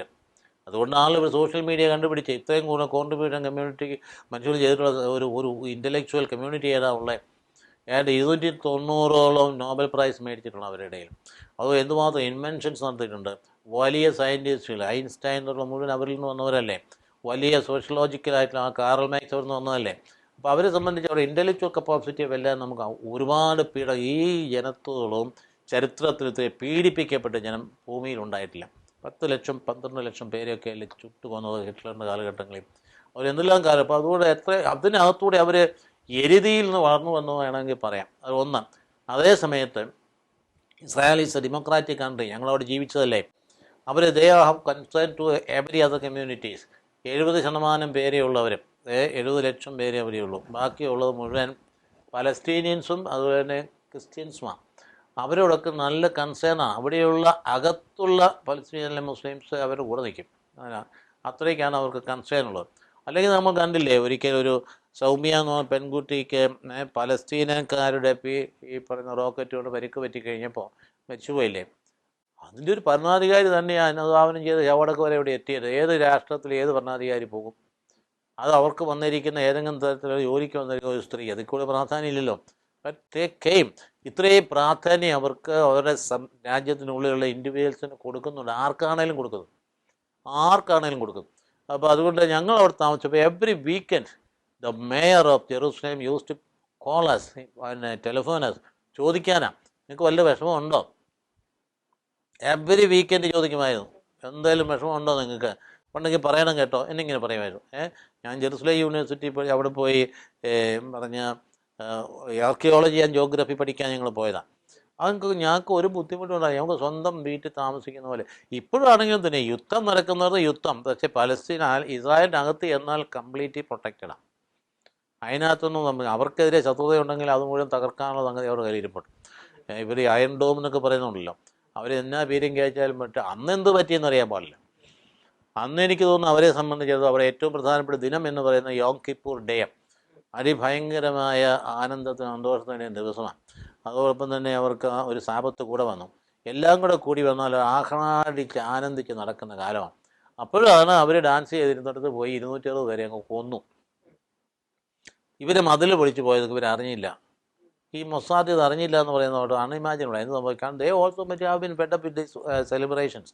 ആ സമയത്ത് 1400 പേരെ വളരെ ക്രൂരമായിട്ട് അവരെ കശാപ്പ് ചെയ്തെന്ന് വേണമെങ്കിൽ പറയാം. അത്തരത്തിൽ വളരെ ക്രൂരമായിട്ട് ഇസ്രായേൽ ആരും അങ്ങോട്ട് പോയി യുദ്ധം ചെയ്യാൻ പതിവില്ല. അതുതന്നെ അവർ പറഞ്ഞല്ലോ, ഒരിക്കൽ പറഞ്ഞല്ലോ, നെതന്യാഹു തന്നെ പറഞ്ഞു, അറബികൾ ആയുധം താഴെ വെച്ചാൽ യുദ്ധം ഉണ്ടാവില്ല, ഇസ്രായേൽ ആയുധം താഴെ വെച്ചാൽ ഇസ്രായേൽ ഉണ്ടാവില്ല. അതൊരു ഫാക്റ്റാണ്. അവരെ ഇവിടുന്ന് ഭൂമിയെത്തുന്ന ഉച്ചാടം ചെയ്യുമ്പോൾ ഇപ്പം തന്നെ ചെയ്തിരിക്കുന്നത് ഹൂതികൾ എന്നാ ചെയ്തുകൊണ്ടിരിക്കുന്നത്. എന്തൊരു കഷ്ടമായി ഇപ്പോഴത്തെ സാഹചര്യം എന്ന് പറയുന്നത്. ഇവരുള്ള പിണക്കം കൊണ്ടാണ് ഹൂതികൾ അതിലുള്ള കപ്പലിനെ മുഴുവൻ അവർ അറ്റാക്ക് ചെയ്തുകൊണ്ടിരിക്കുന്നത്. സംഭവിക്കാൻ പോകുന്നതെന്നറിയോ, 6000 കിലോമീറ്റർ കൂടുതൽ യാത്ര ചെയ്യണം. ഇതുകൊണ്ട് ഇവർ ഏതെങ്കിലും സാധനങ്ങൾ എടുത്ത് കരയ്ക്ക് വീണ്ടും എത്തണമെങ്കിൽ വേറെ കരയ്ക്ക് എത്തണമെന്നുണ്ടെങ്കിൽ ഇവിടെ സുയേസ് കനാലിലൂടെ കടന്നു പോകുന്നില്ല എങ്കിൽ അവരാതിലേ പോകുന്നതിനൊക്കെ വെടിവെക്കുകയാണെങ്കിൽ പിന്നെ വളഞ്ഞു ചുറ്റി ആഫ്രിക്കയിലൂടെ പോകുന്നതിന് 6000 കിലോമീറ്റർ കൂടുതലുണ്ട്. എണ്ണ എന്തെങ്കിലും ചിലവുണ്ട്. ഈ സാധനം അവിടെ റീച്ച് ചെയ്യാൻ 10 ദിവസം കാഴ്ച കൂടുതൽ വരും. കോൺസിക്വൻസ് എന്താണ്, ആ രാജ്യങ്ങളിലെ എല്ലാത്തിനെയും സാധനങ്ങൾ വില കൂടും ഭയങ്കരമായിട്ട്. ഈ മനുഷ്യകുലത്തിന് മുഴുവൻ വരൾച്ച ഉണ്ടാകുന്ന സംഗതിയാണ് ഇപ്പോൾ ഹൂതികൾ ചെയ്തുകൊണ്ടിരിക്കും. അപ്പോൾ അത് നമുക്ക് നീതീകരിക്കാൻ പറ്റുന്ന കാര്യമൊന്നുമല്ലോ. ഇറാൻ അതിൻ്റെ ബാക്കിംഗ് ഉണ്ടെങ്കിൽ പിന്നെയും എന്തുമാത്രം ഇത് കാണുന്ന ഈ രാജ്യങ്ങളെ ഒന്നിച്ചിരുന്നിട്ട് അവർക്കിട്ടൊന്നും ചെയ്യാൻ പറ്റുന്നില്ലോ. എത്ര യുദ്ധങ്ങൾ നടന്നു, 47 തന്നെ യുദ്ധം നടന്നു, അവരെ തോൽപ്പിക്കാൻ പറ്റില്ല. 67 യുദ്ധം നടന്നു. ഒരു സ്ത്രീ ആയിരുന്നല്ലോ പ്രസിഡന്റ്, പേര് വിട്ടുപോയി, അവരായിരുന്നല്ലോ പ്രസിഡന്റ്. അവരാ ഉള്ള ഭാഗം കൂടെ പിടിച്ചെടുത്തു. ഗോലാങ്കുന്നുള്ള ജെറുസലേം എല്ലാം കൂടെ പിടിച്ചെടുത്തു. പിന്നെ ചർച്ച ചെയ്ത് കുറേ വിട്ടുകൊടുത്തതാണ്. ഈ ഗാസയൊക്കെയാണ് അവർ പിടിച്ചെടുത്തതാണ്. അവർക്ക് വേണമെന്നുണ്ടെങ്കിൽ ഇന്നത്തെ വൈരാഗ്യത്തിൽ പെരുമാറുകയാണെങ്കിൽ അന്ന് ഈ ജെറുസലേം കംപ്ലീറ്റ് പിടിച്ചെടുത്തതാണ്. അവർക്ക് വേണമെങ്കിൽ ഇവർ ഈ അക്സായും മറ്റുമൊക്കെ തകർത്ത് കളയാമല്ലോ. അവരങ്ങനെയല്ലേ ചെയ്തേ, അത് പ്രൊട്ടക്റ്റ് ചെയ്തേ. അപ്പോൾ അവരും നമ്മളവരെക്കുറിച്ച് എന്നാ പറയാനായിരിക്കുന്നത്. അതിന് 73 യുദ്ധം ഉണ്ടായി, അതിനകത്തും അവർ പിടിച്ചെടുക്കുക ചെയ്തേ. അടുത്ത യുദ്ധം ഇപ്പം നടന്നുകൊണ്ടിരിക്കുന്നത്. ഇപ്പം അന്നേരത്തേക്കും ഒരു വർഷം കഴിഞ്ഞ് 10 വർഷമായിട്ട് തുരങ്കങ്ങൾ സൃഷ്ടിച്ചിട്ട് അതിനകത്ത് ആയുധങ്ങൾ കണ്ടമാനമായിട്ട് നിറച്ച് ഭയങ്കരമായ ഇവരെ അറ്റാക്ക് ചെയ്യണം. ഇവർ കണക്ക് കൂട്ടിയതിനേക്കാളും ഒക്കെ അപ്പുറത്താണ് ആയുധശേഖരം. ഇസ്രായേൽ കണക്ക് കൂട്ടിയതിനേക്കാളും ഒക്കെ അപ്പുറത്താണ് ഇവർ ശേഖരിച്ച് വെച്ചിരിക്കുന്ന സംഗതി. അപ്പോൾ ഇവർ ഉദ്ദേശിച്ചതുപോലെ ഒന്നും പെട്ടെന്ന് യുദ്ധം നിൽക്കുകയൊന്നുമില്ല. കാരണം യുദ്ധം നിർത്തിയാൽ ഈ ലോകരാഷ്ട്രങ്ങൾ മുഴുവൻ പറയാം, യുദ്ധം നിർത്തിയാൽ അവർക്കറിയാം പിന്നെ അവരുണ്ടാവില്ല. അവരുടെ എക്സിസ്റ്റിൻ്റെ പ്രശ്നമാണ്, either to be or not to be. അതുകൊണ്ടാണ് അവരങ്ങനെ നിൽക്കുന്നത്. അത് മനസ്സിലാക്കാനുള്ള യുഎന്നുള്ളവർക്ക് മനസ്സിലാകില്ലേ, ബാക്കിയുള്ളവർക്ക് മനസ്സിലാകില്ലേ, അമേരിക്ക മാത്രം മനസ്സിലാക്കിയാൽ പോരല്ലോ. അങ്ങനെ വരുമ്പോൾ ഇവർ സംബന്ധിച്ച ഈ ഒരു കംപ്ലീറ്റ് യുദ്ധ സാമഗ്രികൾ എന്ന് പറയുന്നത് ഇതുപോലെ അറ്റാക്ക് ചെയ്യുന്ന രീതി അത് വളരെ പ്രാകൃതമായ രീതി. 1400 പേരെ കൊണ്ടുപോയി 140 പേരെ ഇപ്പോൾ അകത്ത് പിടിച്ച് വെച്ചുകൊണ്ടിരിക്കുക ബന്ദികളായിട്ട്. അത് വിട്ടയക്കാൻ പറയുന്നില്ല മറ്റുള്ളവരാരും. യുദ്ധം നിർത്താനല്ലേ പറയുന്നേ. പിന്നെ എൻ്റെ ഈ മാധ്യമങ്ങൾ ഇത് വിട്ടയക്കാൻ പറയാത്തത്, വിട്ടയച്ചാൽ പ്രശ്നം തീരില്ലേ, വിട്ടയക്കുന്നില്ലല്ലോ. അപ്പോൾ അതുകൊണ്ട് ഇവരെന്തുകൊണ്ടാണ് ഇത്രയും ഇൻവെൻഷൻസ് ഉണ്ടായേ? ആ മാധ്യമങ്ങൾ, ലോക മാധ്യമങ്ങൾ മുഴുവൻ ഇസ്രായേലിനെതിരായിരുന്നു ഒരു കാലഘട്ടത്തിൽ. ഇവിടെ നമ്മളും എതിരായിരുന്നു, ഇവിടെയുള്ള സർവ്വപത്രങ്ങളും എതിരായിരുന്നു. അതുകൊണ്ടാണ് ഇവൻ സോഷ്യൽ മീഡിയ കണ്ടുപിടിക്കും. യഹൂദം കണ്ടുപിടിച്ചതാണ്. കണ്ടുപിടിച്ച് എന്തിനാണെന്നറിയോ? ഇപ്പോൾ അവിടെ ഇൻസ്റ്റൻസ് ഉണ്ടായി ഇമ്മീഡിയറ്റ് ലോ മുഴുവൻ അറിയും. അതുകൊണ്ട് ഇപ്പോൾ ലോകമാധ്യമങ്ങൾക്ക് ഒന്നും മറച്ചു വെക്കാൻ പറ്റിയില്ല. ഇവരെഴുതുന്നതിന് മുമ്പ് തന്നെ സംഗതി ജനം അറിഞ്ഞു കഴിഞ്ഞിരിക്കും. അത് കണ്ടുപിടിച്ചത് യഹൂദനാണ്. അപ്പോൾ അവൻ്റെ നിലനിൽപ്പിൻ്റെ കാര്യം എന്ന് പറഞ്ഞതുപോലെ അതേസമയം തന്നെ ഞാൻ വീണ്ടും ആവർത്തിക്കുകയാണ്, പലസ്തീനിയൻ എന്ന് പറഞ്ഞൊരു വിഭാഗത്തിന് അവരെ പരസ്പരം ചർച്ച ചെയ്ത് ഇൻ്റർനാഷണൽ ഇടപെടലിലൂടെ അവർക്ക് സ്വതന്ത്ര രാഷ്ട്രം ഉണ്ടാക്കി കൊടുക്കണം. അത് കൊടുക്കേണ്ട ആവശ്യമുണ്ട്. വേണ്ടാന്ന് അവർ പറയരുത്. അവർ ഇവരെ പറ്റിയാലെന്ന് പറയുന്നതല്ല അതിൻ്റെ പ്രശ്നം കിടക്കും. ഇവരെ ഞങ്ങൾക്ക് വേണ്ട, ഇവരിവിടെ ഉണ്ടാകാൻ പാടില്ല, ഇവരുണ്ടെങ്കിൽ ഞങ്ങൾക്ക് വേണ്ട. ആ നിലപാട് തിരുത്തേണ്ടതാണ്. ഇത് നമുക്ക് മനസ്സിലാക്കേണ്ട ഒരു കാര്യം എന്ന് എനിക്ക് തോന്നുന്നു. ഞങ്ങൾ അവിടെ ജീവിച്ചിരുന്നവർ, ഞങ്ങൾ ജീവിച്ചപ്പോൾ ഞങ്ങൾക്ക് മനസ്സിലായി അവരവിടെയുള്ള നോൺ ജൂവിഷ് പീപ്പിളിനോട് വളരെ ഹൃദ്യമായിട്ടും മര്യാദപരമായിട്ട് സ്നേഹമായിട്ട് ഇടപെട്ടിട്ടുള്ളത്. അതുകൊണ്ടാണ് എത്ര പേര് അവിടെ ജോലിക്ക് പോകും, എത്ര ആൾക്കാർ അവിടെ ജോലിക്ക് ചെന്നിരിക്കും. എന്തൊരു ഭയങ്കര ശമ്പളമാണ്. അമേരിക്കയെക്കാളും ഡെവലപ്ഡാണ്. ഈ ഒരു സ്ഥലത്ത് ഞങ്ങൾ ജീവിക്കുമ്പോൾ എനിക്ക് ആർക്കിയോളജിയുടെ വർക്ക് ചെയ്യാൻ നേരത്തെ ബേത്ലഹേമിൽ പോകണമായിരുന്നു. ബേത്ലഹേമിൻ പലസ്തീനായി, അവിടെ ജെറുസലേമിലല്ല. അപ്പോൾ അവിടെ പോയി വർക്ക് ചെയ്യുമ്പോൾ ഒരു മണ്ണല്ലേ, ഒരു ഭിത്തി, ഇവിടെ ഭിത്തിയൊക്കെ ഞങ്ങളോടൊപ്പം ഉണ്ടായിട്ടില്ല, ഈ വോളൊന്നും ഉണ്ടായിട്ടില്ല, പിന്നീട് ഉണ്ടായതാണ്. അതിന് ഇപ്പറേ കിടന്ന ഒരേ മണ്ണല്ലേ. ഇതിനകത്ത് വന്നാൽ ഭയങ്കര സ്വർഗം ആണ്, ഭയങ്കരമായി ഡെവലപ്പ്.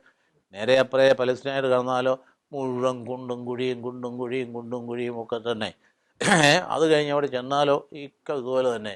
എനിക്കൊരു അനുഭവമുള്ള ഞാൻ ഓർക്കാണ്, പലസ്തീനായിൽ ബേത്ലഹേമിൽ വർക്ക് ചെയ്യുമ്പോൾ പഠിക്കുമ്പം കുറച്ച് മുറി ഹീബ്രു ഒക്കെ, മോഡേൺ ഹീബ്രു ഒക്കെ ഞങ്ങൾ പഠിക്കും.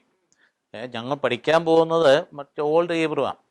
അപ്പോൾ അതാണ് ഞങ്ങൾക്ക് പഠിക്കേണ്ടതാണ്. പക്ഷേ മോഡേൺ ഹീബ്രു പഠിക്കുമ്പോൾ ഇൻറ്ററാക്ട് ചെയ്യാൻ പറ്റുള്ളൂ. കുറച്ച് പഠിച്ചു കഴിയുമ്പോൾ നമ്മൾ ലോക്കൽ ആൾക്കാരുമായിട്ട് ഇടപെട്ടുകൊണ്ടിരിക്കുന്ന അവസരത്തിൽ ഞാൻ ഒരിക്കലും ഒരു അമ്മച്ചി ഒരു കൊച്ചുമായിട്ട് കോളേജിരിക്കും. കൊച്ചിൻ്റെ 1-1.5 വയസ്സ് കാണും. എനിക്ക് ലാസറിൻ്റെ കബറെടുത്തെങ്കിലും എടുത്താൻ പറ്റാം. അപ്പോൾ അത് കണ്ടിട്ട് ഇവരെ കണ്ടു, ഞാൻ അവിടെ അടുത്ത് നിന്ന് വർത്താനൊക്കെ പറഞ്ഞപ്പം വർത്താനം പറഞ്ഞതിൻ്റെ ഇടയ്ക്ക് കൊച്ചിങ്ങനെ എന്നെ ശ്രദ്ധിക്കുന്നുണ്ട്, കാര്യമായി ശ്രദ്ധിക്കുന്നു. അപ്പോൾ അവർ അറിയാതെ ജൂയിഷ് എന്നൊരു പദം ഞാൻ ഉപയോഗിച്ചു, യഹൂദൻ എന്നുള്ള പദം. ഇങ്ങനെ എന്തോ സംഭാഷണ വേളയിൽ വന്നതാ. അമ്മയുടെ തോളയിൽ കൊച്ചു ഉടനെ പറയാം കൊല്ലണം. 1.5 വയസ്സുള്ള കൊച്ചിൻ്റെ ചങ്കിൽ നിന്ന് വന്നതാണ് കൊല്ലണം. അപ്പം അതുപോലെയാണ് അവരെ പഠിപ്പിച്ചു വെക്കുക. പിന്നെ എങ്ങനെ ശരിയാകാനാ? അതായത് ഇവരെ കൊല്ലണം, അതല്ലേ വളർന്നു വരുന്നേ. വളരെ ഭയങ്കരമാണ് അവിടുത്തെ ഇങ്ങനെ ഒരുമാതിരി മനുഷ്യൻ്റെ മനസ്സിലേക്ക് വിഷം കയറ്റി വെച്ച് എന്ത് ചെയ്യും? അതൊക്കെ മാറ്റിയെടുക്കാനാണ് ഇൻ്റർനാഷണൽ കമ്മ്യൂണിറ്റി ഇടപെടേണ്ടത്. അവരെ പഠിപ്പിക്കണം. ഈ ഒരു ജനതയ്ക്ക് ജീവിക്കാൻ അവകാശമില്ലേ? തന്നെ ഈ ജനത എന്നാ ജനതയാ? ഇത്രയും ലോക സമൂഹത്തിന് കോൺട്രിബ്യൂഷൻ നടത്തിയ ജനതയല്ലേ. അപ്പോൾ അവർക്ക് ജീവിക്കാൻ, അവർക്ക് അത് വ്യത്യസ്തമായിട്ടുള്ള അഭിപ്രായം അവർക്കൊന്നും എതിരില്ലല്ലോ തിരിച്ചു കൊടുക്കുന്നത്. എതിരുണ്ടായിരുന്നെങ്കിൽ ഇന്ന് അലക്സായും അതുപോലെ തന്നെ ഡോം തുറക്കും അവിടെ കാണില്ലായിരുന്നു. അവരെ തിരിച്ചു കൊടുത്തിട്ട് അവരെ ആൾക്കാരെ ഏൽപ്പിച്ചിരിക്കുന്നതല്ലേ. അല്ല, അതുകൊണ്ട് ഇവിടെ ഈ മാധ്യമങ്ങൾ, ചില മാധ്യമങ്ങളൊക്കെ പക്ക ഭയങ്കര നെഗറ്റീവായിട്ട്, പിന്നെ ചില അവരുടെ ആണല്ലോ. ഇവിടെ കാണുന്ന പല മാധ്യമങ്ങളുടെ ഞാൻ പേര് പറയുന്നില്ല, നിങ്ങൾക്ക് തന്നെ അറിയാം, ചില ചാനലുകളൊക്കെ അവരുടെ തന്നെയാണ്. അപ്പോൾ അങ്ങനെ വരുമ്പോൾ മുഴുവൻ അവിടെ പലസ്തീനിക്ക് അനുകൂലമായി എതിരായിട്ടും പറയും. അതുപോലെ തന്നെ ഇവിടുത്തെ മുഖ്യധാരാ മാധ്യമങ്ങളും ചിലതൊക്കെ ഇങ്ങനെ തന്നെയാണ്. കാരണം ഇതെല്ലാം ബാക്കിൽ നിൽക്കുന്ന പണമാണ്, അൺലിമിറ്റഡ് പണമാണ് ഒഴുകുന്നത്. ഈ യുദ്ധം എന്തിനു വേണ്ടിയിട്ടാണ്? യുദ്ധം അതൊരു ബിസിനസ്സാണ്. ഇത് നമ്മുടെ ജനം മനസ്സിലാക്കണം, അതൊരു ബിസിനസ്സാണ്. യുദ്ധം ഉണ്ടായിക്കഴിഞ്ഞാൽ ഇപ്പം സംഭവിക്കുന്നത്, ഞങ്ങളവിടെ ഉള്ളപ്പോൾ ഉണ്ട് കുഞ്ഞു യുദ്ധങ്ങളാണ്. അത് യുദ്ധമായിട്ടല്ല. ഇവിടെ ഖത്തറിൽ താമസിച്ചുകൊണ്ടിരിക്കുന്ന വലിയ വമ്പൻ പാർട്ടികൾ, അവരിവിടെ വന്ന് ജനങ്ങളുടെ ഇടയിൽ ബങ്കർ താമസിച്ച് അതിനടിയിൽ താമസിക്കുക, അല്ലെങ്കിൽ പള്ളുക്കിനടിയിൽ താമസിച്ചിട്ട് ജനമധ്യത്തിൽ നിന്ന് ഇങ്ങോട്ട് പീരങ്കി അയക്കും. ഇങ്ങോട്ട് അയക്കുന്ന പീരങ്കി അയൺ ഡോം വഴിയായിട്ട് തിരിച്ച് അത് വന്നിടത്തോട് ചെന്ന് വീഴുമ്പോൾ സിവിലിയൻസിന് തലയിലായിരിക്കും. ആരാ ഉത്തരവാദി? അവരൊന്നേരം നിലവിളി, അയ്യോ സിവിലിയൻസിനെ കൊന്നേന്ന് പറയും. സിവിലിയൻസിനെ കൊല്ലുക എന്നുള്ളത് ഇവരുടെ അജണ്ടയിൽപ്പെട്ട ഒരു കാര്യമാണ്, ലോകത്തിൻ്റെ സിമ്പതി പിടിച്ചു പറ്റാൻ വേണ്ടി. അത് ഇസ്രായേലിന് അറിയാവുന്നത് കൊണ്ടാണ് മാറിക്കോളാൻ പറയും. ഇവർ ബോംബ് ചെയ്യുന്നതിന് മുമ്പേ എത്രയോ പ്രാവശ്യം വാണിംഗ് കൊടുക്കുന്നു, അവിടെ നിന്നുള്ളവരെ വിട്ടുപോവുക, ഞങ്ങളിത് ബോംബ് ചെയ്യാൻ പോവാണ്. ഇതെല്ലാം കഴിഞ്ഞിട്ട് അവർ പിന്നെയും അവിടെ അതിനകത്ത് കൃത്രിമമായിട്ടൊരു ബോംബിങ് നടത്തും. അതിനെന്നാ പറയുന്ന ഒരു പ്രത്യേക വാക്കുണ്ട്, ബോംബിങ് നടത്തും എന്ന് പറഞ്ഞാൽ ഒരു പരീക്ഷണാർത്ഥം നടത്തും. ഇതും കൂടെ കേട്ടോ ഒച്ച കേട്ടെങ്കിലും പോകാൻ. എന്നിട്ടും അവരെ വിടാതെ പിടിച്ചു നിർത്തിയിരിക്കുന്ന മറ്റവരാണ്. ഇവർ പോകരുത്, കാരണം ഇവർ ചത്തെങ്കിൽ മാത്രമേ അവർക്ക് ലോകത്തോട് ഇങ്ങനെ പറയാൻ പറ്റുള്ളൂ ഇവർ കൊന്നു. ഇതൊരു ഫാക്റ്റാണ്. ആരെല്ലാം എന്തെല്ലാം എതിര് പറഞ്ഞാലും ശരി, ഇതൊരു ഫാക്റ്റാണ്, നിലനിൽക്കുന്ന ഫാക്റ്റാണ്. ഇതെല്ലാം കൂടെ കൗണ്ട് ചെയ്തുകൊണ്ട് മനസ്സിലാക്കി അത്രയും നല്ലതാണെന്ന് എനിക്ക് തോന്നുന്നു. അറിവിൻ്റെ വലിയ തലങ്ങളിൽ വിഹരിക്കുമ്പോഴും അച്ഛന് സുന്ദരമായ ഒരു ബാല്യമുണ്ട്. പങ്ങട എന്ന് പറയുന്ന ഒരു ഗ്രാമത്തിൽ ജനിച്ചു വളർന്ന് നൈർമല്യമുള്ള ഒരു ബാല്യം ആഘോഷിച്ച അച്ഛന് ജാതി മത വ്യത്യാസങ്ങൾക്ക് അതീതമായ സൗഹൃദവും സ്നേഹബന്ധവും അവിടെ ഉണ്ട് എന്ന് കേട്ടിട്ടുണ്ട്.